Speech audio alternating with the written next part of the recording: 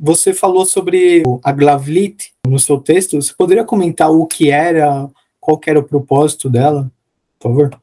A Glavlit era um diretório, né, de censura da União Soviética, que ele tinha o objetivo de censurar e perseguir ou catalogar, né, as publicações, principalmente literárias, mas também havia ali um item sobre notícias falsas. É interessante observar isso porque eles não falavam só notícias que atrapalhavam o regime, né? Ou não era isso é importante mostrar que o regime soviético também se dizia uma espécie de protetor da verdade, né?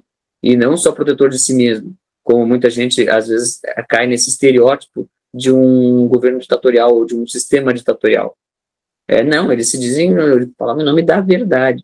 Então, porque as agências de checagem hoje, elas são exatamente isso, né? E não é porque elas não estão defendendo um governo, ou não estão defendendo... Bom, agora com o governo Lula, elas vão estar defendendo um governo, mas antes elas defendiam parecia que elas estavam defendendo a verdade, simplesmente, a verdade dos fatos. E só que isso nunca foi assim, né? Assim como esse escritório que havia na União Soviética, né? Que ia atrás dos livros, inclusive o Alexander Solzhenitsyn, que era um escritor russo também dissidente, depois ele foi vítima disso várias vezes, né? E porque havia censores que liam os livros, romances mesmo, não era quase como aquela história do romance de cavalaria.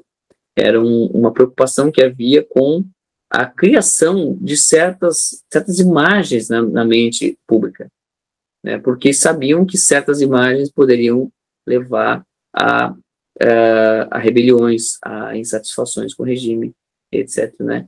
E isso é importante lembrar que eles censuravam especificamente a literatura ocidental, que na época mais ainda, mas aí ainda caracterizada pelo apego à liberdade individual, né?